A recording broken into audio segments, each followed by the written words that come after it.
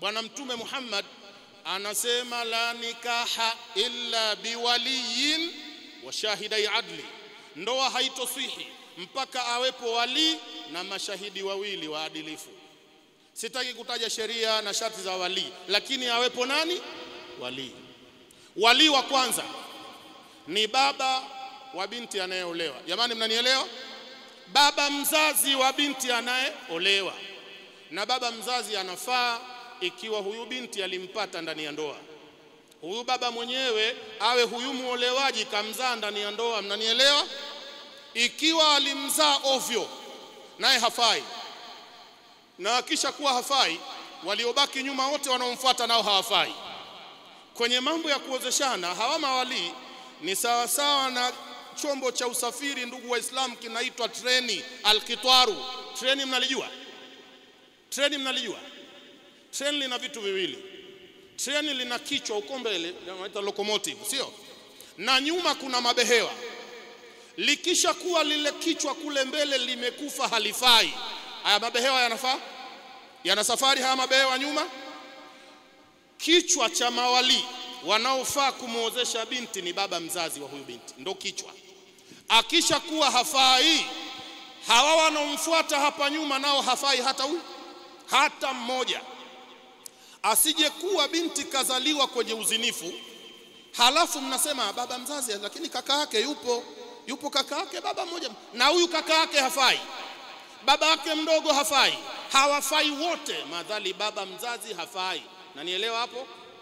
Ndoa zinaharibiwa kabisa kabisa sasa hivi, ndoa nyingi haziswihi kwenye jamii.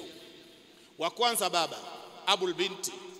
Wa pili ni babu mza baba, ambaye huyu muolewaji anamuita huyu binti, anamuita babu mza baba yake. Unanielewa? Huyu ni mtu wa pili. Marufuku kuozesha yoyote, vyovyote itakavyokuwa, ila aozeshe baba au aozeshe mtu aliyepata idhini ya baba mzazi, anaitwa wakilu. Unaelewana hivyo? Aje wakili kawakishwa na baba. Hayupo baba mzazi kwa kufa, anakuja babu. Hasiozeshe mtu kama baba kafa, isipokuwa nani? Babu au aliyepewa idhini na babu. Watatu ni kaka. Kaka wa baba mmoja, mama mmoja na muolewaji. Aje kaka waliozaliwa baba mmoja, mama mmoja na muolewaji, aje kumuozesha dada yake. Na kama makaka wapo wengi, wamezaliwa wengi, nafasi ni kaka mkubwa. Kaka yao mkubwa ndio anakuja. Bwana Mtume Muhammad anasema sallallahu alayhi wasallam, al-akhul kabiru min al-ikhwa bimanzilati al-abi. Kaka mkubwa kwenye familia, mmezaliwa wengi lakini mna kaka yenu mkubwa. Siku baba akikosekana, huyu kaka yenu daraja lake ni baba. Kaka yenu mkubwa sasa anapata daraja la nani? La baba. Kwa hiyo mtu atakayefuata hapa baada ya baba na babu ni kaka wa baba mmoja, mama mmoja na muolewaji. Mtu wa nne ni kaka wa muolewaji walochangia baba, mama zao tofauti. Kaka huyu na huyu muolewaji baba yao ni mmoja, lakini mama zao tofauti, naye atakuja kumwozesha dada yake. Mtu wa tano, mtoto wa kaka. Mtoto wa kaka wa baba mmoja, mama mmoja na muolewaji atakuja kumuozesha shangazi yake. Mtoto wa kaka wa muolewaji, ambaye muolewaji na huyo kaka wamezaliwa shakiki, baba mmoja mama mmoja, huyo mtoto wa kaka atakuja hapa, ndio mtu wa tano, anakuja kumuozesha shangazi yake. Mtu wa sita ni mtoto wa kaka, ambaye muolewaji na huyo kaka wamechangia baba mama tofauti. Mnanielewa hivyo? Mtoto wa kaka waliochangia baba na muolewaji mama zao tofauti, naye anakuja kumuozesha shangazi yake. Tunaelewana hivyo? Mtu wa sita anaitwa ammi.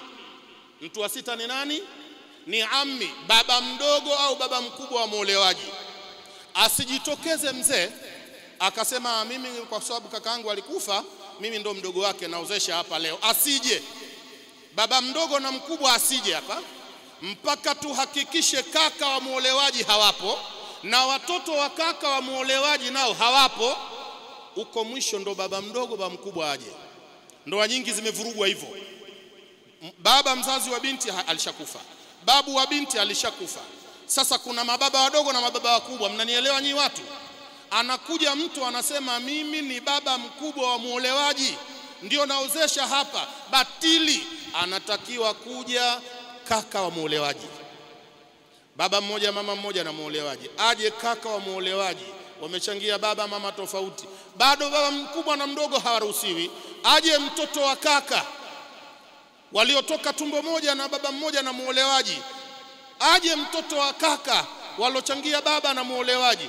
Hawapo hawa, ndio zamu ya baba mkubwa na baba mdogo imefika. Mnanielewa hivyo?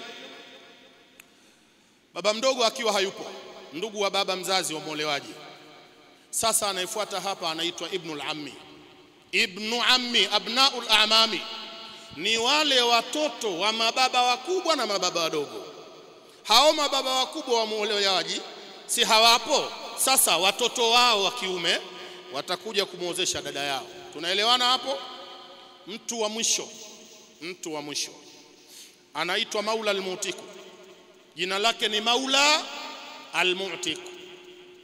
Si lugha ngumu. Nanye semeni al-maula al-mu'tiku. Hata kama Kiarabu kigumu ndio unajifunza tu tena kidogo kidogo, au sio? Basi wewe unakataa hata kidogo kidogo. Semeni al-maula al-mu'tiku. Huyu ndio mtu wa mwisho katika mawali. Sasa hivi hayupo dunia nzima hii maula al-mu'tiku, isipokuwa Mauritania. Mauritius bado watumwa wapo, Mauritania bado kuna watumwa. Ni mtu alikuwa na mtumwa, alikuwa na mabinti ni watumwa wake. Halafu huyu mwenye watumwa wake wa kike akawaacha huru, wakawa huru. Kisha hao mabinti walokuwa watumwa ikafika muda wanaolewa. Halafu wazazi wao hawapo, babu hayuko, makaka hawapo, hakuna mawalilo wataja nyuma. Sasa atakuja kuozesha yule aliyewaacha huru hawa mabinti, ndio wali wao kipindi hicho. Unanielewa? Wakikosekana wote hawa, neno ni moja tu, ni kwamba huyo binti hana wali. Nanisikia? Huyo binti sasa hana wali. Wali wake tunaelekea kwenye mamlaka. Wali atakuwa ni mamlaka za nchi za kidini ndio zitakazomuozesha. Mtume Muhammad anasema hivi, la nikaha illa biwaliyin wa shahidai adli fa in ishtajaru fasultanu waliyun man la waliya laha. Kiongozi wa nchi ndo atakuwa wali wa wanawake wasiokuwa mawali, bighadhi an-nadhar al-mu'taqadat al-adiyani. Huyo kiongozi wa nchi atagawa mamlaka yake, watapatikana makadhi, nani sio, ndio watakao kusimamia. Ikiwa ndoa yako aliyekuozesha kama wali hayumo kwenye hawalo wataja, leo umefika miaka 10 kwenye ndoa 20, ndoa yako batili. Ile ndoa siku ile haikusihi ikiwa alokuozesha sio miongoni mwa hawa. Na kama una mpango wa kuoa kesho kutwa, wali awe miongoni mwa hawa ala tartibi, waje kwa mpangilio huu, vinginevyo ndoa itakufa. Utaishi ukiamini nimeoa, kumbe hujaoa, unafanya uzinifu ila yaumil qiyama. Nilitaka nisaidie jambo hili, mwenye swali aulize tupate kutawanyika. Mimi nimeoa, ila katika kuoa kwangu nimeoa mwanamke ambaye alikuwa ni wa nje ya ndoa. Ila siku ya ndoa yangu wa upande wa kiumeni wote walikataliwa kwamba wahusiani na hiyo mada la ndoa, ni kwamba wao hawatohusika kabisa. Kwa hiyo pale upande wa kushikana mikono nilishikana na babu wa mwanamke upande wa kwa mama. Je, ikoje? Ndugu yangu, kwanza Mungu akubarikie. Ukitoka hapa leo, nenda kaitengeneze ndoa yako upya leo, kwa sababu ilikuwa batili.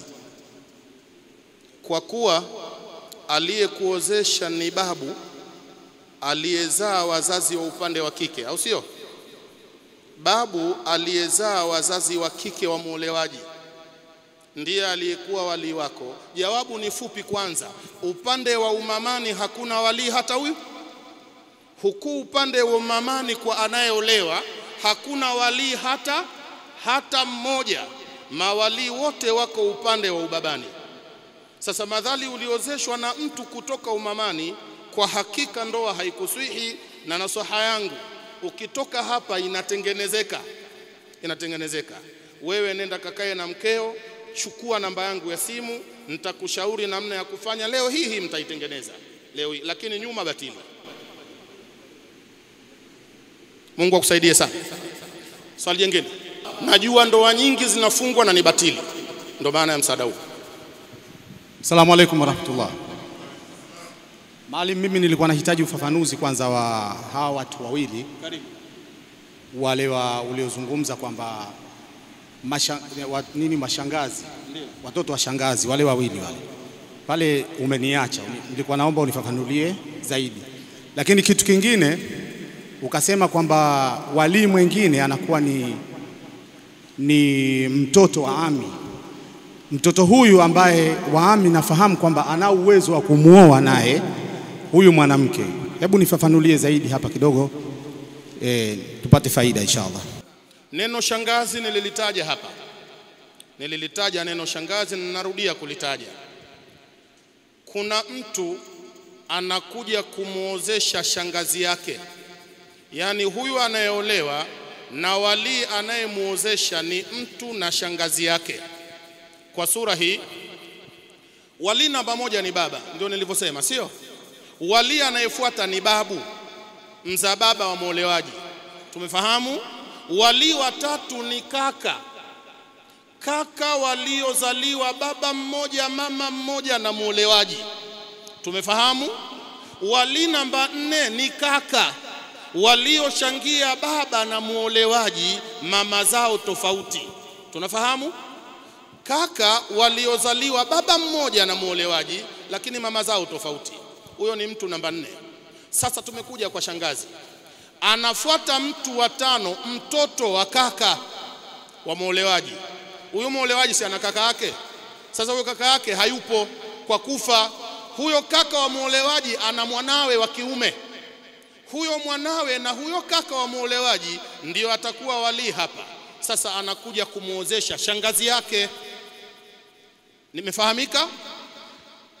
Wa 5 anakuja pia mtoto wa kaka, ambaye huyo kaka wametofautiana mama tu na huyu muolewaji, baba yao ni mmoja, na huyo kaka naye hayupo. Anakuja pia mwanawe, yani ibnul akhi li abi, mtoto wa kaka walochangia baba, naye huyu mtoto pia anakuja kumuozesha shangazi yake.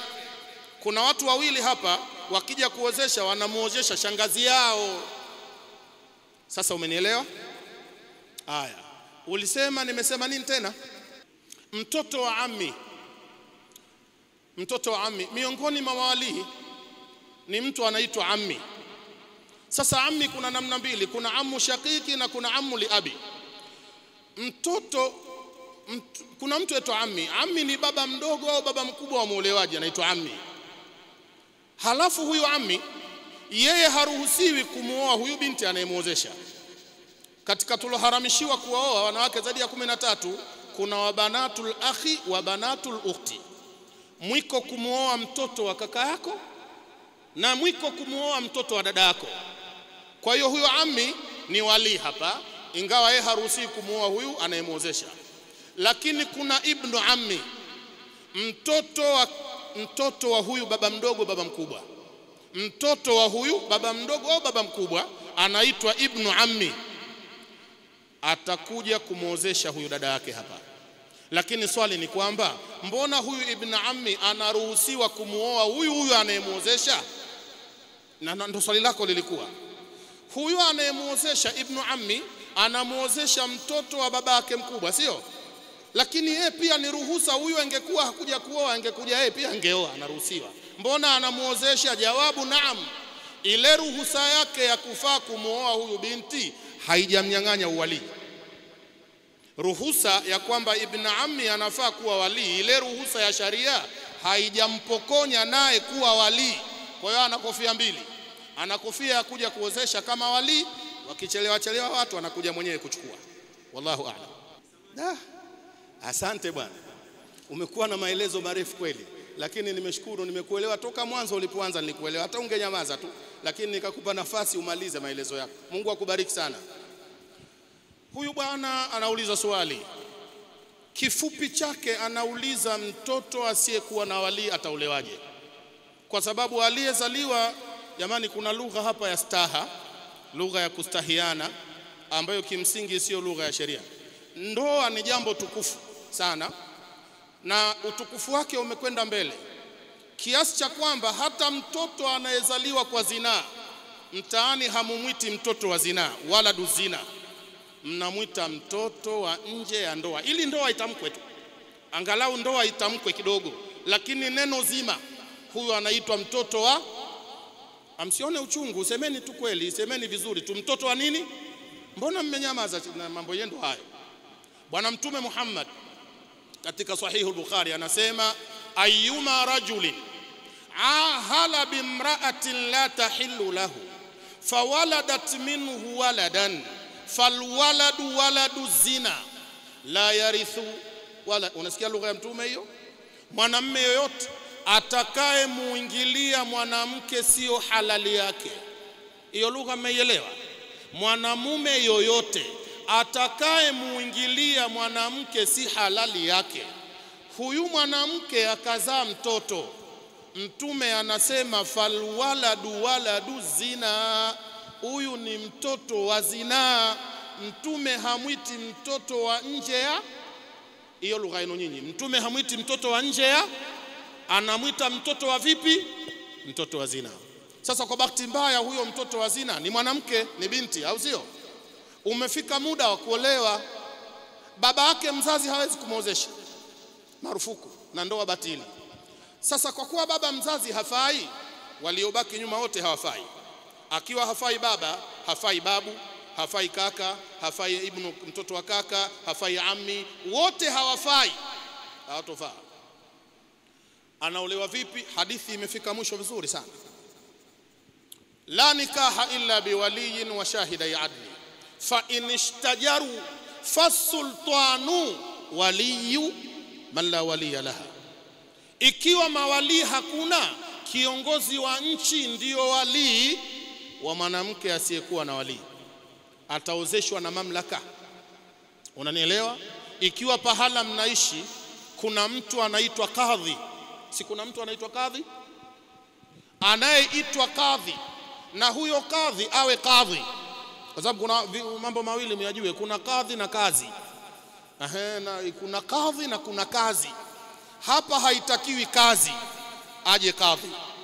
Kadhi ambaye sheria inatambua huyu ni kadhi, huyo ndio atamuozesha huyo binti. Wale wote waliowataja hawatakiwi. Na yakifanywa mambo vingine, wale mawali wamekuja na hawafai, au hawajaja na kadhi hajaletwa, kajitokeza mtu tu barabarani, yuko ustadhi mtaani, ustadhi sio, na wengine si ustadhi, aitwa ustazi, amekuja ustazi mtaani, kuna ustazi amekuja. Ustazi kwenye ndoa hajui hukumu yoyote, alichokihifadhi kichwani ustazi khutbatul haja, amehifadhi nahmaduhu wa nasta'inuhu, ile khutba ya ndoa ndo kahifadhi hiyo tu. Ndoa batili. Ni muhimu haya mambo kwa sababu mitaani zimejaa ndoa batili. Mnanielewa hivyo? Wanaoishi wanajua wako kwenye ndoa, lakini kwa hakika ndoa batili. Nimekujibu bwana, sio? Wallahu a'lam. Karibu baba. Asalamu alaykum wa rahmatullahi wa barakatuh. Wa alaykum salaam wa rahmatullahi wa barakatuh. Katika swala hilo ndio aliuliza yule bwana, nimeenda zangu Chalinze, ndio Mwidu huko shambani huko, ndio yule binti ni nje ya ndoa, sawa, lakini wakaficha kwamba mwana haramu apite. Umeelewa? Sheikh kauliza akasema mtoto wake walali. Kila yule uliza mtoto wake walali, hiyo wataka mtoto wake aolewe. Sasa nimetoka nishamuoa mtoto, nimerudi mpaka nyumbani, nikafanya naye maisha, nikaanza naye watoto wawili watatu, nikaja nikajua huyu mtoto huyu mwanamke nje ya ndoa. Je, nifanye vipi hapo? Sawa. Baba huyu ameniuliza, amekwenda Chalinze, amekwenda kuoa. Akifika Chalinze kapokewa, ameozeshwa, lakini mtoto huyo ni yule mtoto alomtaja bwana Mtume, anaitwa waladu zina. Ila sasa yeye hakuambiwa walichokifanya Chalinze, amekitaja huyo mzee, anasema walifanya funika kombe mwana haramu apite, ndo walivyomfanyia. Yani umemuuzia ndoa kwenye kiroba, umemuuzia mbuzi kwenye mfuko. Wakamwambia ni mtu kazaliwa kwenye ndoa, akaozeshwa. Alipoozeshwa, siku, wiki, mwezi, miaka imekatika, amezaa watoto. Huko mbele baadaye imekuja dhihiri kwamba kusema kweli aliyemuoa alikuwa nje ya ndoa, na kwa hiyo yule mtu aliozesha kule hakuwa wali, ndoa haikuswihi. Sasa ikoje hapa? Kauli ni mbili tu. Kwanza, ndoa haikuswihi, lakini wewe huna lawama wala huambiwi unafanya uzinifu we muoaji, kwa sababu wewe hukujua yaliyofanyika. Wenye dhima na zina hii ni wale wazazi wa huyu binti waliofunika kombe ili mwanaharamu. Kombe litakiwa lisifunikwe, kombe lifunuliwe ili mwanaharamu asipite. Wale walofunika kombe kuzuia mwanaharamu apite, wanadhima hawa mpaka siku ya kiyama ya jambo bovu lilofanywa kama hili. Sasa wewe umekaa na yule mwanamke, umelala naye na huambiwi umefanya zina. Siku ikijulikana, je, ikijulikana kwa mujarradi wa kujua kwamba hata huyu nilipofunga naye ndoa nilidanganywa, ndoa imevunjika hapo hapo, wala husubiri kutoa talaka. Kwa kujua kama ndoa haikusihi, ile saa utakayojua tu, usifikiri bado unatakiwa talaka. Mwambie tunaenda kwenu, si hatujaoana, ndoa yetu haipo, nenda nyumbani mpaka yatengenezwe. Wale watoto wanaitwaje? Watoto wa zina wanaitwa auladu shubha mkisoma sharia. Ibnu shubha ni watoto wa shubha, hawaitwi watoto wa zina, kwa sababu alooa mama yao hakwenda kufanya zina, alikwenda kufanya ndoa, akatapeliwa, likafunikwa kombe mwanaharamu apite. Hawa walofunika kombe kwa kunusuru mwanaharamu apite, wana kesi ya kujibu kesho kwa Mwenyezi Mungu Subhanahu wa Ta'ala. Unanielewa baba? Wallahu a'lam. Endelea. Yani mfano nimeoa mwanamke, lakini yule mwanamke niliyemuoa nimemuoa akiwa na binti. Yani akiwa alishaolewa kisha akaachika nikamuoa. Si ndio? Mfano wa hivyo. Umenielewa? Yani nimeoa mwanamke, mfano yule mwanamke niliyemuoa yani ana mtoto. Sawa. Yule mtoto ni wa kike. Ndio. Sushela, nikamchukua pamoja yeye na mtoto wake, nikaenda nikamlea, maisha yakaendelea. Mbeleni akahitajika kuolewa. Sushela, yani alivyohitajika kuolewa akapigiwa baba mzazi wa nani? Wa yule mwanamke kwa ajili ya kuombwa idhini mwanae afanyaje? Afungishwe ndoa. Yeye akawa mfano yuko mbali, na mimi nimemuoa, labda nimekaa mikoa ya mbali, siko karibu na kwao na baba yake. Sasa je, akitoa idhini mimi nifanyeje? Nimuozeshe yule binti yake, ndoa hii inaswihi? Na kama inaswihi, mimi kama mfano kama haiswihi, inaswihi kwangu, na mimi niliopewa idhini kisha nikampa shehe amfungishe ile ndoa, je, ile ndoa inaswihi ama haiswihi? Amefurahi huyu bwana, aka chini kauliza mpaka kafurahi wallahi. Maneno marefu sana, mafupi tu niliyaelewa. Wewe umemuoa mwanamke, amekuja kwako ana binti yake aliyemzaa huko kwingine, sawa? Binti amekuwa anahitaji kuolewa, ikapigwa simu kwa mzazi wa huyu binti, sawa? Mzazi wa binti yuko mbali, akatoa idhini kukupa wewe, akakuwakilisha wewe umuozeshe binti yake. Kisha na wewe sasa ndio ulipoanza kucheka hapa, na wewe ukamtafuta mtu mwingine, na wewe ukampa idhini mtu wa pili. Swali lako fupi tu hapa, ndoa sahihi au batili, au sivyo? Maneno mafupi tu kaka, mwenyewe umerefusha mpaka umecheka, maskini umecheka sana. Jawabu ni fupi sana, ndoa batili. Sheria inasema alwakilu la yuwakil, aliyewakilishwa naye hawakilishi. Wakili ni mmoja tu kwenye muamala mmoja, wakili hazai wakili wa pili. Mimi nakuwakilisha we fulani bin fulani, uniozeshe binti yangu fulana binti fulani, useme naam, nimekubali, kwa sababu jambo la wakala linataka lizungumze nalo kwa kina kidogo. Hii kuwakilishana ni mkataba, ni aqdu yahtaju ila ijabin wa kabuli. Hii kuwakilishana pia kunatakiwa nimekubali, umekubali, hivyo lichukuliwe kwa ujumla.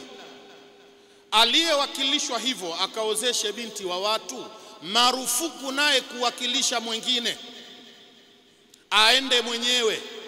Akimwakilisha mwingine, ndoa ikafungwa kwa utaratibu huo, ndoa batili.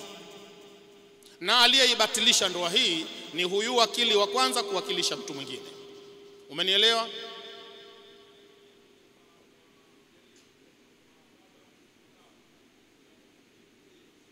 Ndio. Madhali aliyekuwakilisha ni baba mzazi wa halali wa muolewaji, amekuwakilisha wewe unayeishi naye, sawa sawa kabisa. Kanuni inasema kullu ma yajuzu lilinsani an yatasarrafa fihi linafsihi mimma yaqbalu an-niyaba yajuzu lahu an yuwakkila ghayrahu. Kila kitu ambacho mwenyewe muhusika anaruhusiwa kukifanya, anaruhusiwa pia kumwakilisha mwingine akamfanyia. Na wewe ndio ulowakilishwa na unafaa kuwakilishwa, usimamie. Kwa hivyo ile taukili ya baba kuja kwako sahihi, fasidi ni wewe kuwakilisha mtu mwingine. Wallahu a'lam. Naam, maiki apewe huyu bwana, kaonyosha mkono muda mrefu sana. Assalamu alaykum wa rahmatullahi wa barakatuh. Wa alaykum salaam wa rahmatullahi wa barakatuh. Washe, nimefurahi, nimependa nikuelezee jambo langu kuhusiana na masuala ya ndoa. Unielezee jambo lako. Mimi nakuomba usinielezee, niulize. Nikuulize. Kwa sababu na wasiwasi sijui maelezo yataishia wapi. Inshallah. Maelezo yanaweza yakafika mpaka kesho. Wewe chukua kile kipande ambacho una tatizo nacho tu, hicho ndio niulize. Mimi tatizo langu 2019 mwezi wa 9 tarehe 1. Mimi 2019 mwezi wa 9 tarehe 1. Mimi nimeoa mke kwa ndoa, kwa mahari kabisa. Nimelipa mahari, nikaoa, nikaozeshwa mke wangu. Baada ya kuozeshwa mke wangu, kakaa nyumbani kama wiki moja kwa wazazi wangu. Katoka pale nikaenda kuishi kwenye nyumba ya kupanga. Nilikuwa nafanya kazi zangu Arusha. Baada ya kuishi na mke wangu, sehemu tulipopishana tu na mke wangu ni sehemu ndogo. Kuja kwake anakuja usiku. Yaani hana kazi yoyote anayofanya, anakuja usiku. Nikamuuliza mke wangu, bwana, hii tabia mimi sipendi kuja usiku. Tulia kidogo. Alhamdulillah, kwanza umeoa, alhamdulillah, tunakushukuru Mungu akuwekea amani kwenye ndoa. Tafuta kile kipande ambacho ndio swali tu uniulize. Ile swali, mwanamke alirudi nyumbani kwa wazazi wake. Mimi nilivorudi kule nyumbani kwa wakwe, nilipofika kule akaenda akatanguliza uongo kwamba mimi nampiga na mnyanyasa. Ndio. Hasa kule kwa wakwe wakaniambia kwamba sisi tunataka upangishe chumba muishi na mkeo huku na shamba tukupe tulime. Hasa vile mimi nikaona kama vile mimi ndo nimeoa au nimeolewa, nikaamua kuachana na hiyo biashara. Ikawa namwambia mke wangu asizaa maneno ya ndugu zake. Ili hivi paka sasa hivi ninapoongea na wewe yuko kwao. Yuko kwao na nimezaa naye mtoto mmoja. Swali lako nini? Swali langu, baada yani wale wazazi ambao ni wakwe zangu wameingia tamaa ya yule mke wangu mimi kumpa mwanaume mwingine ambao hajamuoa wala hajafunga naye ndoa, na hivi paka sasa hivi amezaa naye mtoto mmoja. Ila sasa mimi kutokana na shughuli za harakati za kutafuta maisha ili maisha yangu yaendelee na niendelee kuhudumia mwanangu, kila nikienda pale nashindwa kuongea nao. Sasa mimi nashikwa na hasira, sometimes nashikwa na hasira kabisa, ila nikirudi kwa upande wa pili. Usishikwe na hasira. Nikirudi kwa upande wa pili, mtume hakuwa na hasira. Mimi nikawa napunguza zile hasira ili niweze kupata ushauri kutoka kwa ndugu zangu katika imani au kwa wazee wangu. Wazee wangu wameingiwa na tamaa. Haya baba Sheikh, nimekuelewa. Mungu akubarikie sana. Nimekuelewa mwanangu, asante. Nimekuelewa sana. Kwanza nakuombea Mungu akuondolee hasira. Kwa sababu hasira hazijawahi kumsaidia mtu. Hasira 90% zimedhuru. Na wanachuoni wanasema 95% ya maamuzi yanayotolewa na mtu akiwa na hasira ni maamuzi batili. Hasira haimuongozi mtu kufaulu. Ili ufike kwenye haki unayoipigania, nenda ukiwa huna hasira, na inshallah Mungu atakusaidia. Unachoueleza huu umma hapa ni kwamba wewe umenyang'anywa mkeo na wakwe zako. Jamani, sivyo?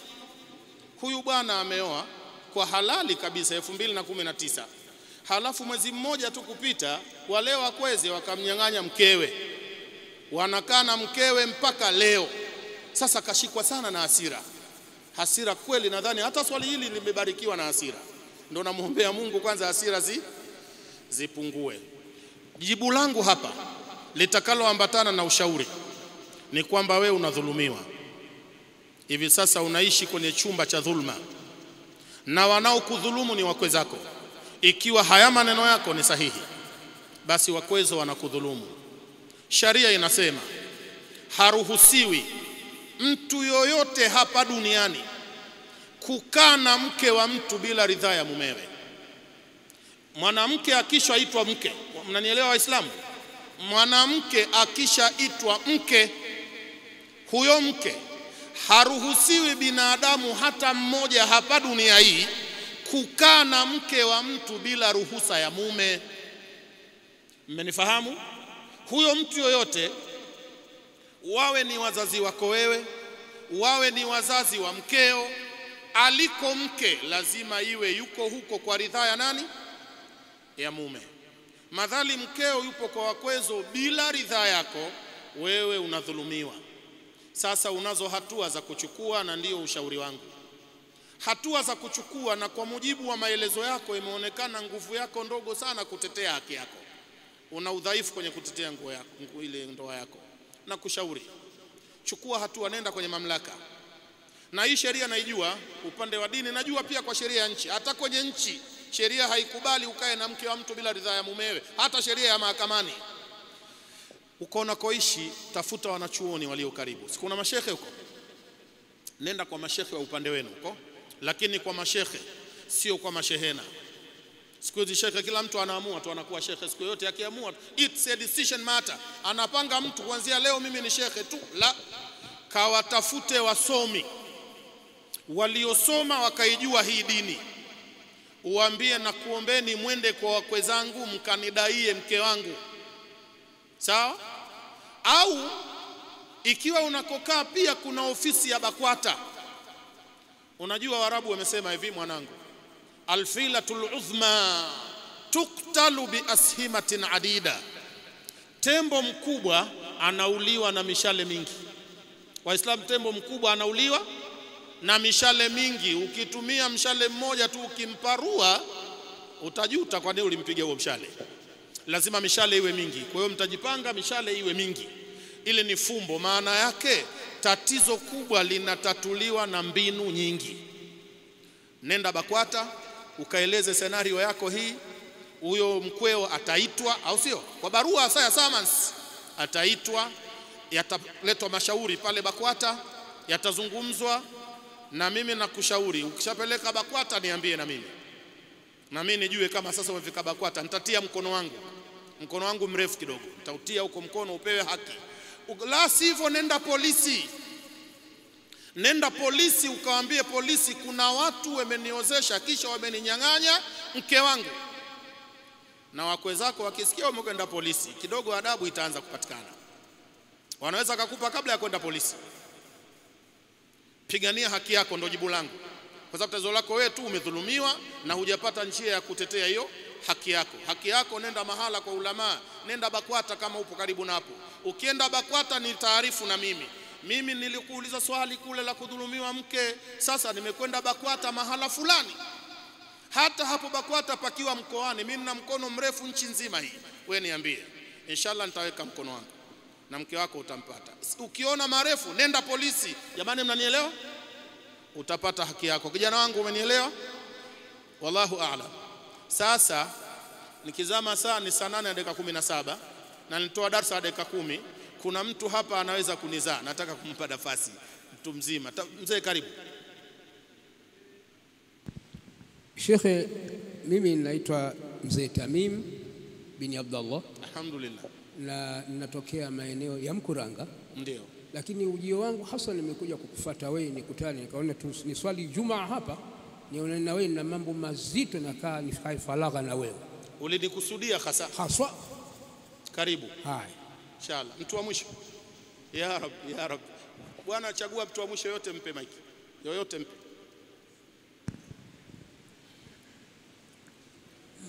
Assalamu alaykum wa rahmatullahi wa barakatuh. Wa alaykum salam wa rahmatullahi wa barakatuh. Sheikh, nilikuwa nauliza kidogo. Karibu. Kwa mfano kama imetokezea mtu labda akaenda, tuchukulie baharini, halafu akazama, ikaja taarifa juu, jitihada za kumtafuta zikafanyika, ikashindikana kuonekana kwake. Watu wakafika stage wakajiridhisha kwamba hakika huyu hatunaye tena, na ikawa huku alikotoka kaacha mke, na ikafika stage sasa watu wakapelekea moja kwa moja kwamba tayari ameshafariki.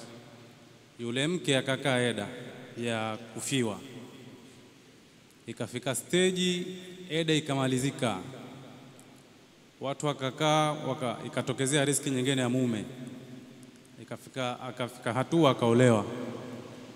Alipokoshaolewa ndoa ikaendelea, halafu kizazi kikapatikana. Ndio Miaka nenda miaka rudi, huyu mume ambaye kwamba watu walishajiridhisha kwamba alifariki akatokezea na akamkuta yule alikuwa yule mke wake tayari upo kwenye ndoa. Ndio nataka kujua hapa, je, sheria hapa inaelekeza vipi? Nakushukuru. Na kama kuna watoto hapa, je, hawa watoto sheria pia inaelekeza vipi? Nakushukuru sana. Huyo unayemuulizia anaitwa faqidu kwenye sharia, anaitwa al-faqidu alladhi ghaba wala yu'lamu khabaruhu. Ni mtu amepotea na sasa taarifa yake haijulikani. Taarifa ya kwamba yuko hai au amekufa ya hakika haikupatikana. Ana maelezo rasmi kabisa kwenye mistari ya sheria. Sasa kuna kitu kimoja tu hapa ndio muhimu.